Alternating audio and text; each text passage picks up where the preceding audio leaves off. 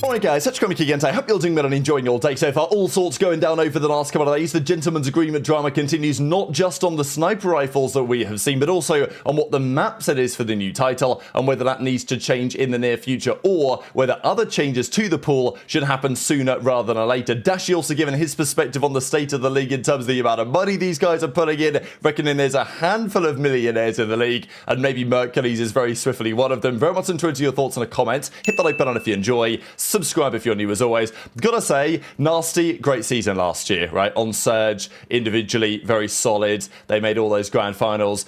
And I think he's still going to be pretty good at this game as well. I think the Boston team, okay, you could look at Nasty's performance last year and say that he should have ended up on a better squad, but it's always how it goes. Somebody's always going to miss out. 04 ended up with FaZe. As we know, Neptune ended up with the Gentlemates. Abuzah went to FaZe as well, and outside of that, where was Nasty going to land in terms of top teams? You know, he's ended up on Boston. I still think that team could be pretty good, but I will say the last couple of days, he has been getting pissed on a lot. I mean, I've seen it twice now, so, okay, maybe it's not a lot, but Simp destroyed him the other day, and then this is TJ Halley who just spins on him right here as well. So yeah, not a gunfight that you want to lose. I thought that was pretty remarkable. There's also another tournament coming up. So today there's that Kaysun tournament. We'll talk about it of course tomorrow, and then in the coming days on the 3rd of December there's another $10,000 creator S&D invitational, but yeah, this is no pros allowed in this one, so we'll see who turns up in this, but still it's cool to see. Again, no pros. What does that mean, right? Can we get Crim? Can we get Doug? There could still be some characters in this. I don't know if those guys are going to play, but the point is that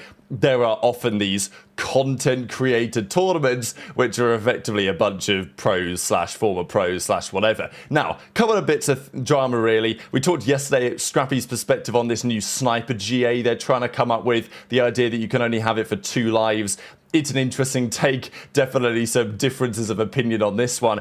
But the general thought around snipers from the pros is pretty much all of them are saying that the aim assist is a problem. And look, I would also get rid of the aim assist, but I thought PD did a pretty interesting post here really. And I know that times have changed to a degree.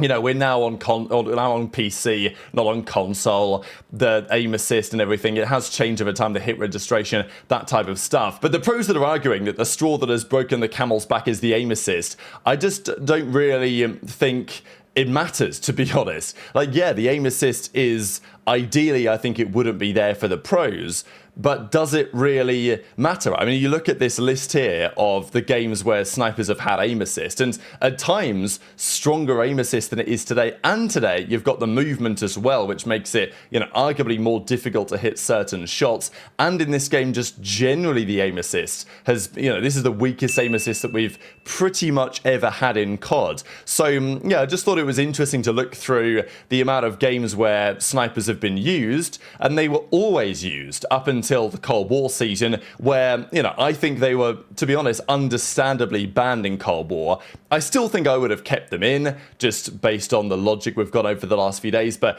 if there was any game that I could justify it, I think Cold War was pretty outrageous how good the snipers were in that game, and the smokes didn't really work and were kind of broken, so I kind of got it. But, you know, if you guys were following during that time frame, you'll remember that when we turned up to Vanguard, the pros were still trying to ban them, even though when they did eventually get forced to use them by the community, they weren't even any good, so they barely got used that year really. Modern Warfare 2 they were used and there were some great highlights, then they got banned again a couple of years ago. BO6 they stayed banned.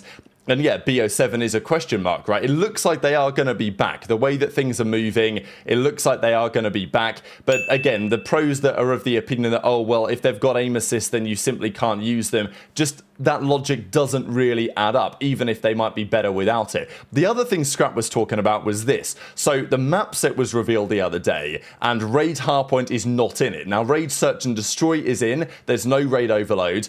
And it's just interesting to hear Scrappy's take on this, as, look, Scrappy talks a lot, doesn't he, right? And also, if you look at it, times have changed. Scrap didn't play in Cold War. Okay, he played Cold War, but he wasn't a notable member of the competitive scene at that point, really. He was not even coming in until Modern Warfare 2, played a bit of Vanguard in Challengers, but you know, he didn't play Cold War at a competitive, professional level anyway. And Raid Hardpoint in that game played a bit different to how it did back in Black Ops 2.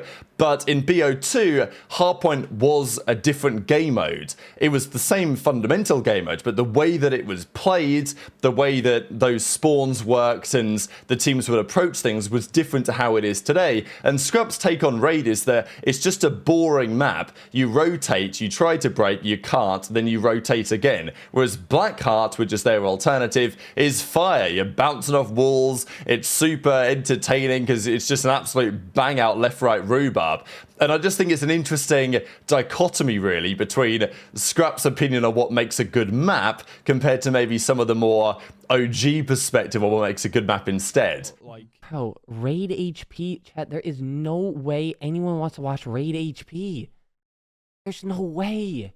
Bro, chat, it's the most boring map to watch. Like, it's just straight rotate. All right, you can't break. Rotate. All right, you can't break. Rotate. Can't break. Rotate. Can't break. Rotate. That's like, it's not like way better than Blackheart? Hell no. Bro, Blackheart is jumping. Bro, chat, you cannot tell me Blackheart's not jumping. That shit is lit. Blackheart's jumping. I'm in that bitch. I'm fucking bouncing off walls and shit. Then you try to take a route on me. You're just mad I'm ironed.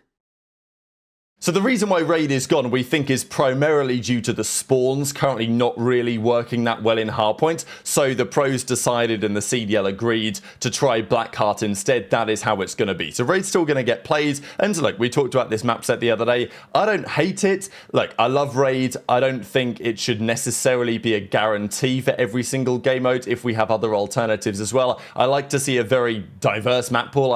Ideally, I don't want maps to be for every single mode. I want there to be more variation. So I've got no problem with that, really. But it is interesting what Scrap just said about Raid, because Raid is probably, in terms of competitive Call of Duty maps, the most fundamentally sound gold standard map that we've really ever had. The way that it's laid out, the way that it's designed, the way that all the lanes connect, starting with the ring hardpoint, then going over to kitchen, then the rotation to garage. And yeah, if you guys played Black Ops 2, even if you played Cold War, the rotations are tough. The rotations are long. You spawn a long way out. You've got 25 seconds on the clock. You've got to hit the rotation to the next hill. You're trying to get from garage over towards basketball. It's a long rotation. You might have to go all the way through the ringside, back past laundry, and try and get to the back there to control the back spawns, right? These are longer rotations and it takes more thinking, right, than how things have been on the recent games where you just smash the hill and bang it out. Now, I understand maybe why Scrap thinks that's more interesting. And maybe to play, it's more entertaining. And, okay, some would argue that it's more entertaining to watch as well.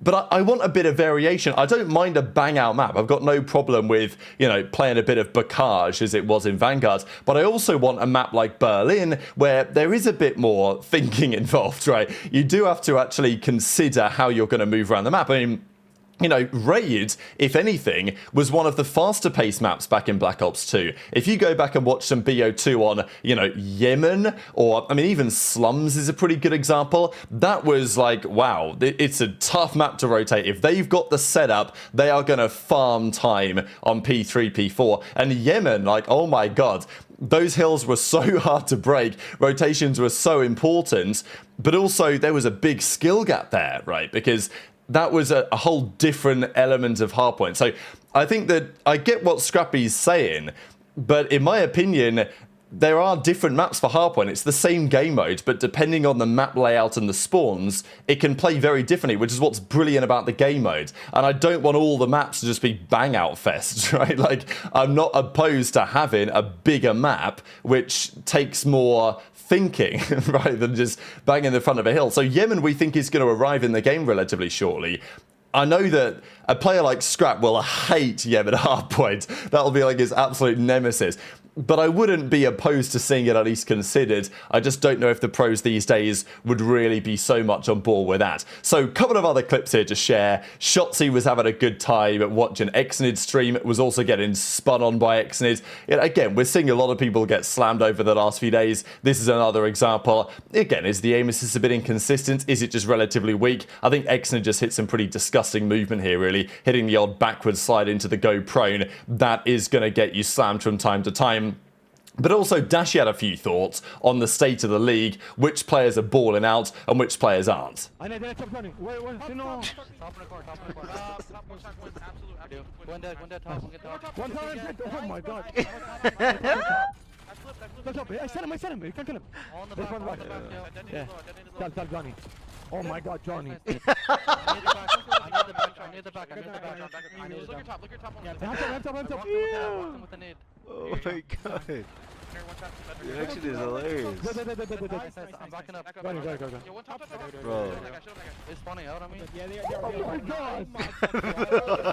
One blade. I'm in for one shot. Top. Shit, Nice. How many players in the league you think are millionaires? Not many, bro. Definitely can count on one hand if there are any. Depends multi or sure. Like it's definitely cute, bro. It's definitely really cute to be a millionaire. I'm joking. I don't know, dude. Probably like, I don't know, a handful maybe. Just Merc. It's probably just Merc actually.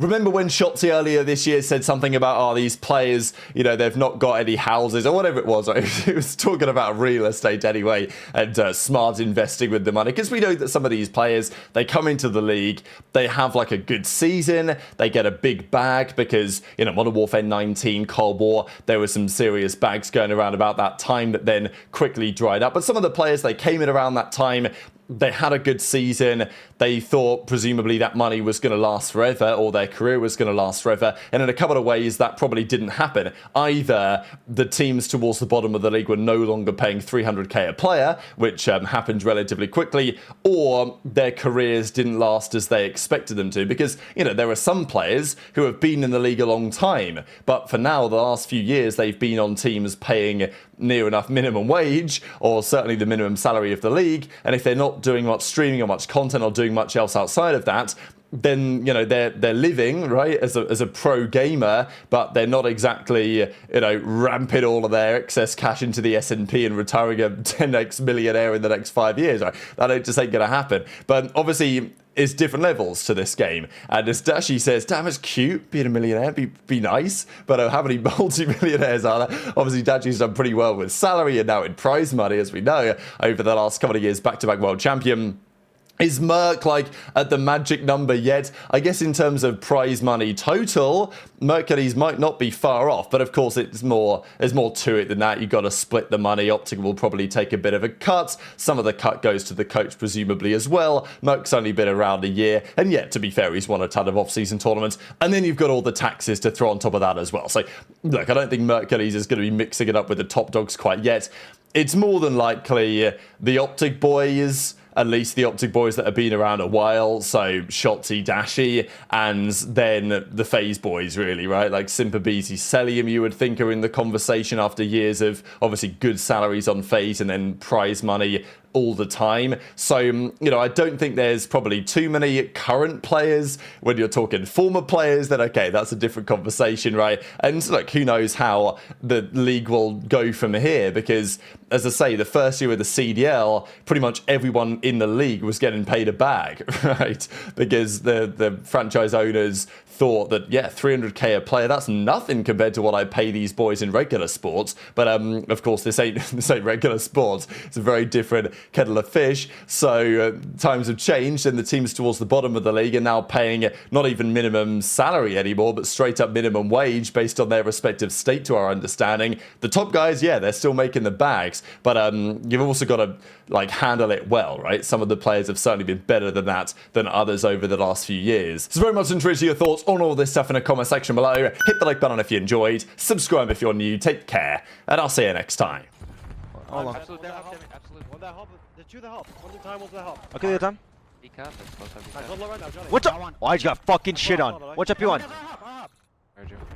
Where's your time? Give me Can some. you push out like under a ring? On the ring, big. One more back ring.